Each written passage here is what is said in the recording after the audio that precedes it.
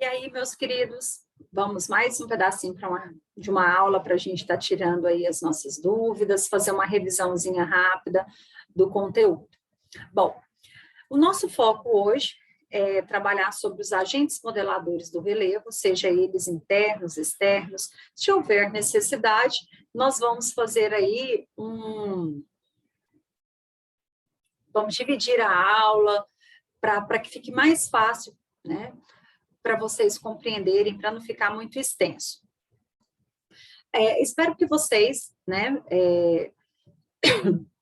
gostem da aula, espero que vocês possam sanar todas as dúvidas de vocês em relação ao conteúdo sobre relevo, o que modela, o que constrói, quando você vê essa paisagem toda irregular, quais são os fatores responsáveis por isso?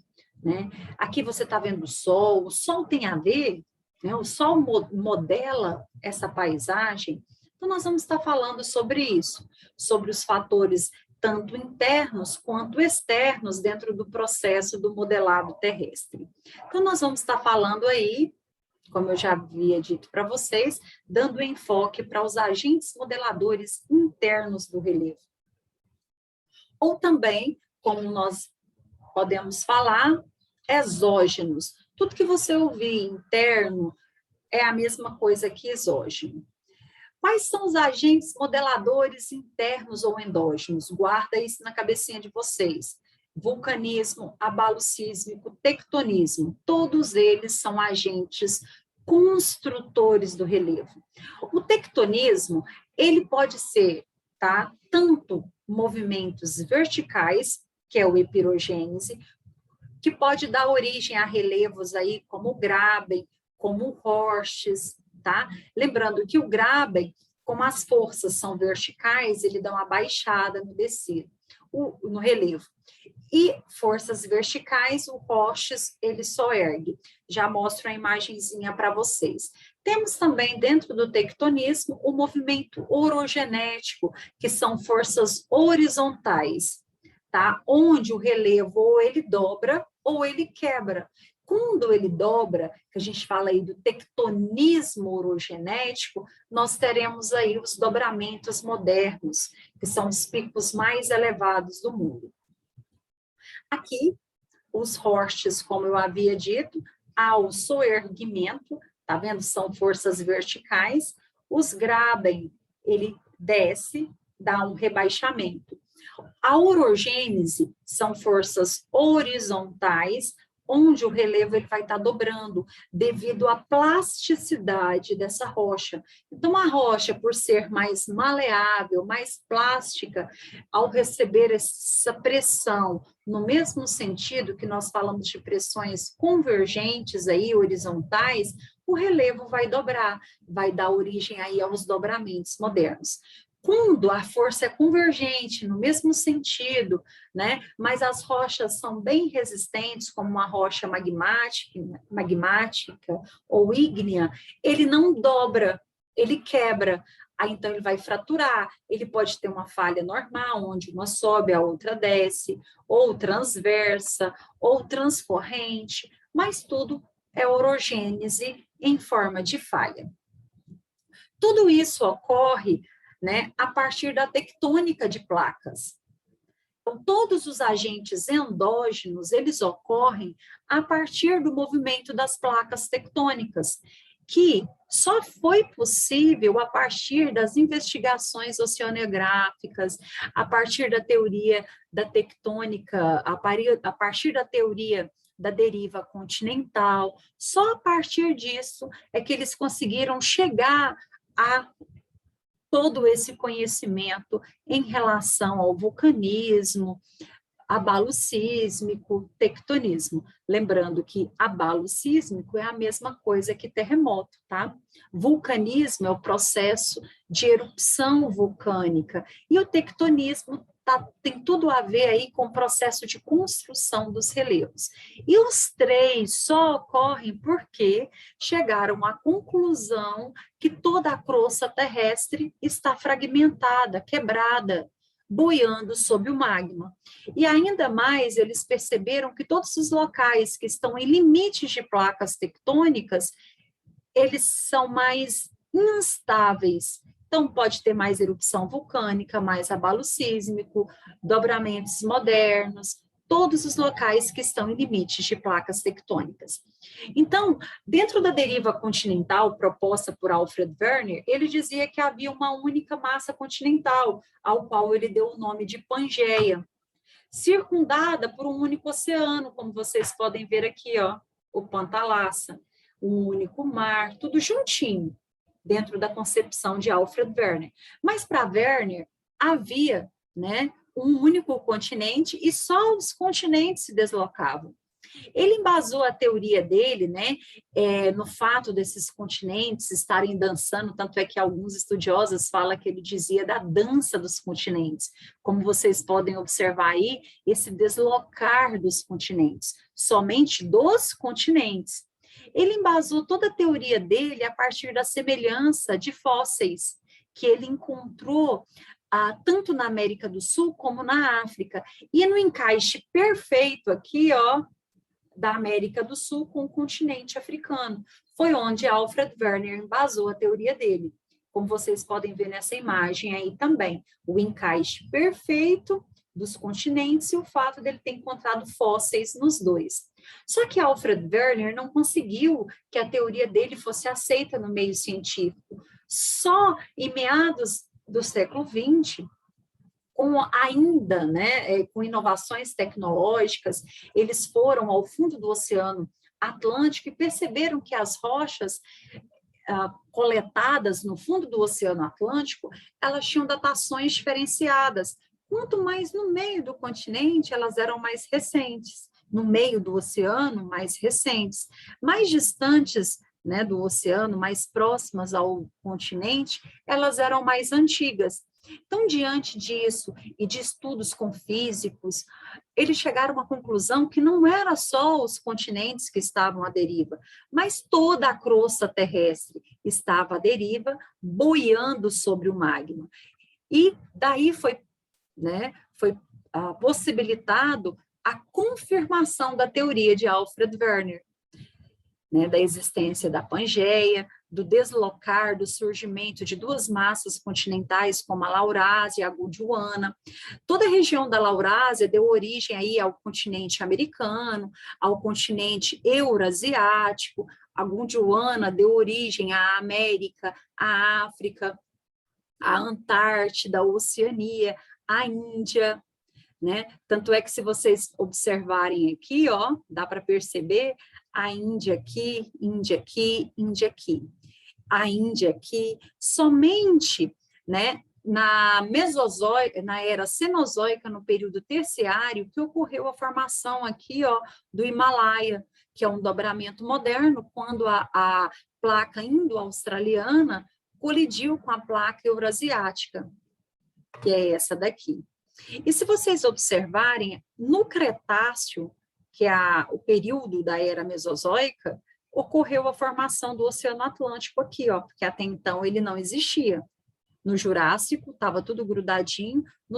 No Cretáceo da era Mesozoica, o Oceano Atlântico ele foi formado a partir de um movimento divergente, que é um dos movimentos que as placas tectônicas fazem. Então, tudo que nós falamos em relação a vulcanismo, tectonismo, abalo sísmico, tudo isso é proveniente do movimento das placas tectônicas.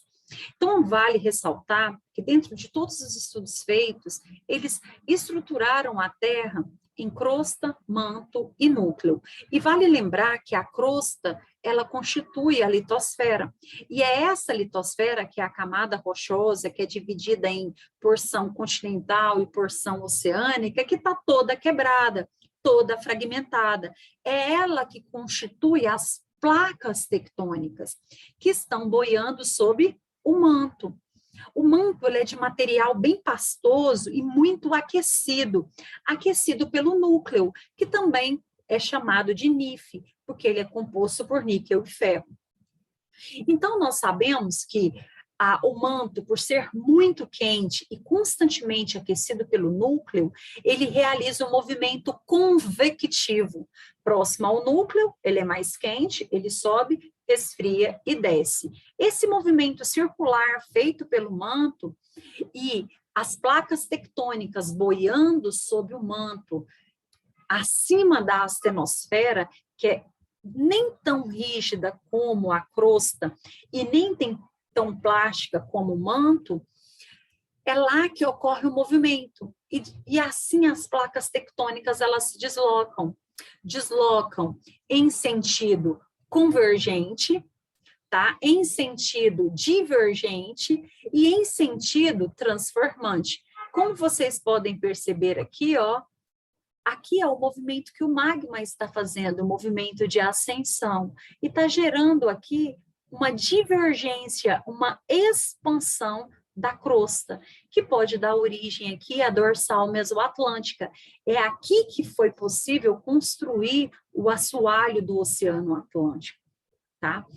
E vale ressaltar que esse assoalho, ele está em expansão ainda. A gente fala que ele distancia em torno de 3 centímetros por ano, de 3 a 2 centímetros por ano. Aqui dá para vocês perceberem direitinho a célula de convecção que o manto faz, ó. E ao fazer esse movimento, ele desloca as placas. As densidades das placas, elas são diferenciadas. Por serem diferenciadas, as placas oceânicas, elas são mais densas, mais pesadas. Quando elas mergulham no manto, a gente fala que ocorre o processo de subducção.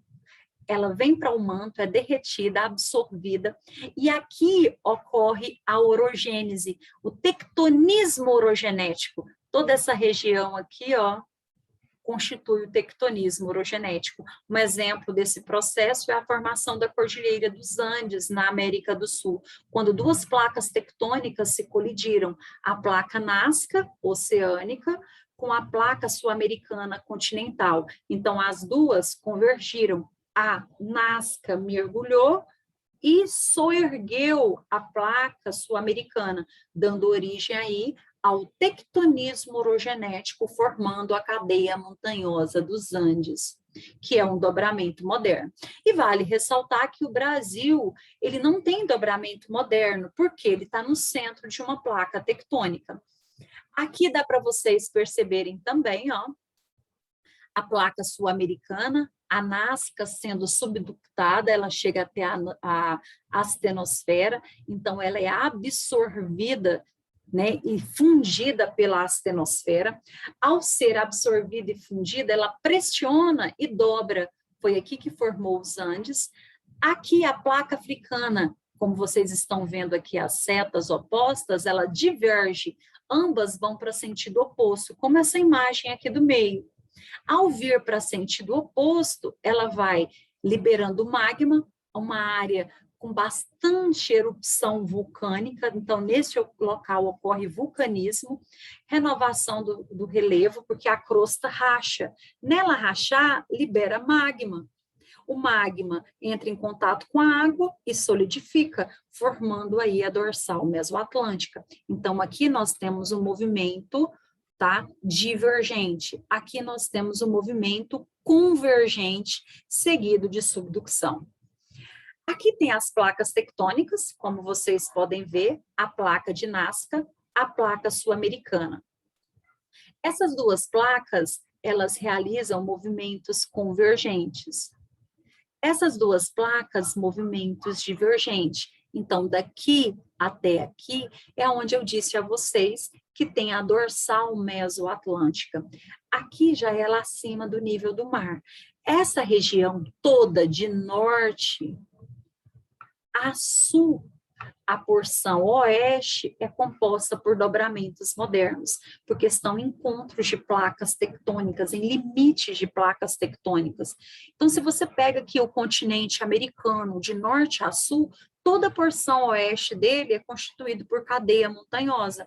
No norte, você tem a placa do Cocos, tem a placa do Pacífico, tem a placa norte-americana, a placa de Caraíbas, a placa Nazca, e a placa sul-americana. Isso daqui vai dar origem as configurações do relevo nessa região oeste da América. Aqui nessa região, nós temos um movimento bem peculiar, que é o movimento transformante, em que as placas tectônicas, elas deslizam lateralmente uma em relação à outra. Então, nos Estados Unidos, na região da Califórnia, região de São Francisco, ocorre, né, um falhamento aí que a gente chama da falha de Santo André, ou a falha de San Andreas. E nessa região aqui, nós temos a Cordilheira dos Andes. Aqui todinho nós temos a cadeia montanhosa rochosa. Na porção, né, central, no México, Sierra Madre Oriental, Sierra Madre Ocidental, tudo constituído por cadeias montanhosas. Aqui, como eu já havia dito, ó, todas essas áreas em vermelhinho são áreas de erupção vulcânica, são áreas bem intensas, mostra o sentido das placas, tá vendo que elas se convergem. Aqui, a Pacífica, ela se diverge da placa Nazca, ó. A Nazca vem para cá, então aqui também está em expansão. Aqui são movimentos convergentes, ó. A placa de Cocos converge com a placa de Caraíbas. Foi nesse sentido de movimentos convergentes que formou o Istmo. A América Central é fruto de erupção vulcânica, tá? Então, aqui todo o processo de formação em relação ao continente americano. Então, placas tectônicas, tem a placa norte-americana, a placa do Cocos, Caribe e a sul-americana, que eu havia dito a vocês, que são as placas que limitam-se com o continente americano. Aqui é uma dica para vocês lembrarem em relação aos principais movimentos. O movimento 1, que eu mostrei aqui para vocês, que é o transformante, tá? Ocorre aqui a falha de San Andreas. Aqui o movimento 2, que é esse, é aqui que vai ter a Cordilheira dos Andes, que é a placa Nazca com a Sul-Americana. O movimento 3 é o que dá origem à dorsal mesoatlântica, tá? Que é um movimento divergente aqui, ó. Ela diverge. E aqui o movimento convergente, que é o 4, que é onde ocorre, tá? O Himalaia, que tem um pico mais elevado do mundo. Aqui é a Cordilheira do Himalaia, tá? Que tem o Everest, ok? Aqui, para vocês verem o sentido dos movimentos, tá? Convergente com subducção, transformante. Aqui, o movimento divergente, tá? Então, subducção, transformante, divergente. Lembrando que aqui, no movimento convergente, a gente pode chamá-lo também de construtivo. No transformante, você pode chamá-lo de conservativo. E divergente, tá? Construtivo. Então, aqui, destrutivo, aqui, conservativo, e esse daqui, construtivo. Lembrando que todos esses agentes modeladores, eles vão dar origem aí, tá? À construção e ao modelado terrestre. Na próxima aula, eu vou estar falando com vocês.